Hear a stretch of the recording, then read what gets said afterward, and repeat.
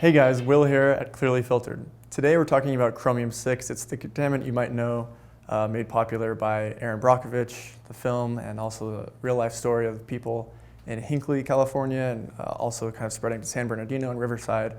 Really terrible results from that, and you might not know it's still in your tap water.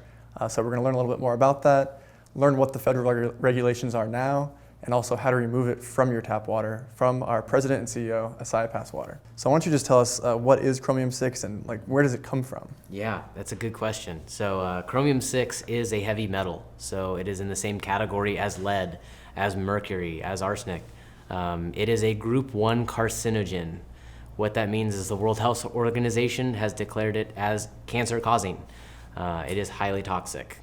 Jeez, sounds scary for sure. Yeah. So is there a federal regulation on it? I know there's lots of different agencies and groups, but what is the government doing? You know, the people that treat and provide our water, what do they do to prevent Chromium-6 from entering our water? Yeah, good question.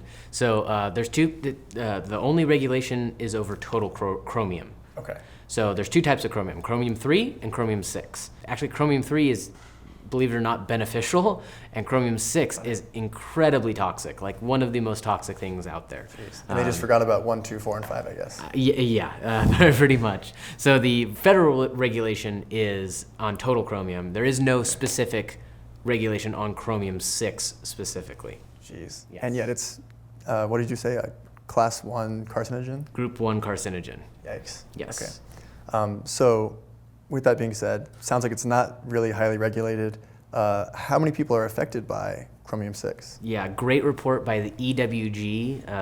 If you go to ewg.org, you can see they have a report, or we also cited them in our blog at clearlyfiltered.com. It's, believe it or not, it's up to 250 million Americans. It's somewhere between 75 and 90% of the total population has measurable amounts of Chromium-6 in their tap water today. Jeez, yeah, was it 300 million Americans, and you said 250? 250. Yikes. So that's the vast majority of people. Chances are, if you're out there and you're watching this, there's good odds that it is in your tap water. Gosh, okay. And if you think it doesn't apply to you, you don't want to take that bet. No, it doesn't sound like it. And No. what did you say it does? It's cancer? Is it any kind of cancer or just? Yeah, well, when it's inhaled, it can cause lung cancer, but they're still doing research to determine what kind of cancers are caused when you consume it. Most notably from Aaron Brockovich, they determined that it is, in fact, a carcinogen, meaning it leads to cancer. Right. And I remember all those cases from those people, suing the companies that put Chromium-6 in the water and the groundwater in Hinckley. Yes. It was like tumors in their spine and all kinds of different things. All kinds of different things. It does not do well with the body.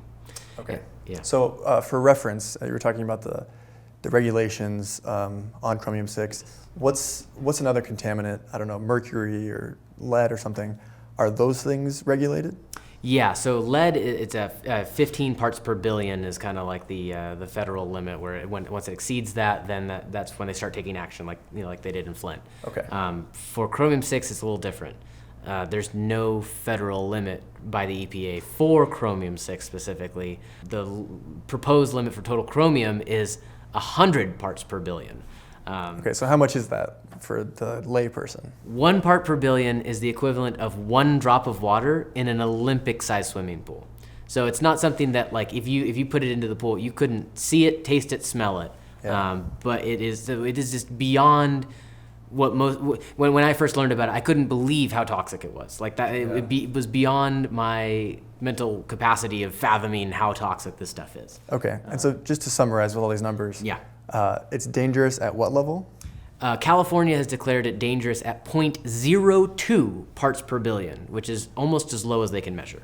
Okay, so 0.02. Basically any. When it's dangerous, and at what level is it regulated to? You said 100 parts per billion? 100 parts per billion, which is 5,000 times what they're declaring as the safe limit.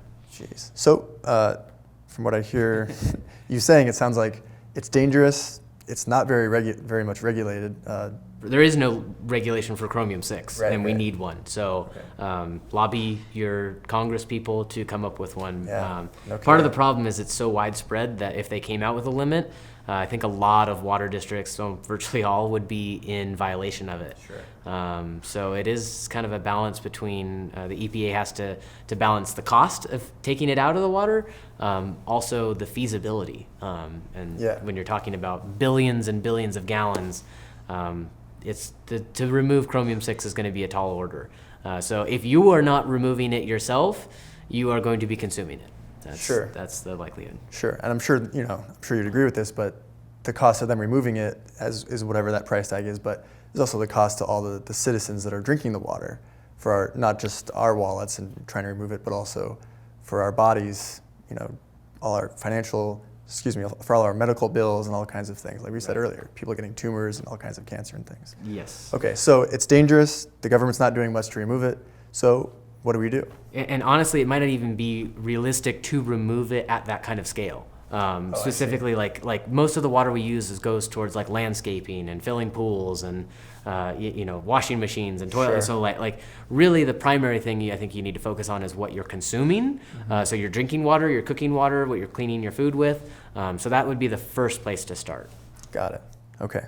So then how do we get chromium-6 out of our water? That's a good question. Pretty much your options are limited. The kinds of filters that take out things 2 parts per billion are few and far between. Us being one of them, reverse osmosis is probably the other option. There are a couple filters out there that do remove chromium-6, but you need to find a filter that has it explicitly stated on its testing data.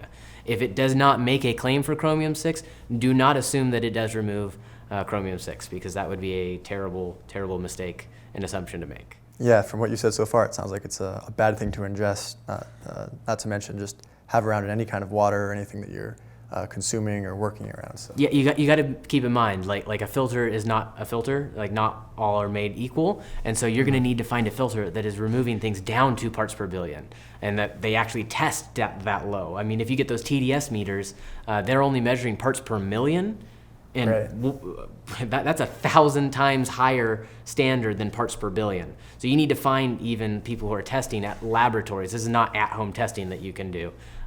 It is below the threshold of what a TDS meter will read. Got it. So your kind of run-of-the-mill filters that you get at Target or Walmart or something, are those the kind of filters that remove chromium-6? Like I said, most do not. It is a reserved for very high-end, almost specialty filters. Ours, Clearly Filtered, being one of them, we do test for chromium-6, and we test it at over, I think it's 300 to 330 parts per billion. So we tested it at many multiples of what's in the tap water. So no matter really where you are in the country, we know that our filter is going to work at removing chromium-6 for your tap. Yeah, 330 parts per billion, no kidding. Yeah. Well, thanks so much for sharing your information with us about chromium-6 and for helping us make kind of more informed decisions about our health. Yeah, I think most people just won't believe that it affects them because they can't taste it and they can't smell it, but it does have health effects. And if you're not filtering it, you're going to be consuming it, and there's options for you to prevent it from causing health complications down the road. Yeah, well, glad to hear there's hope. Yeah. Thanks very much. All right.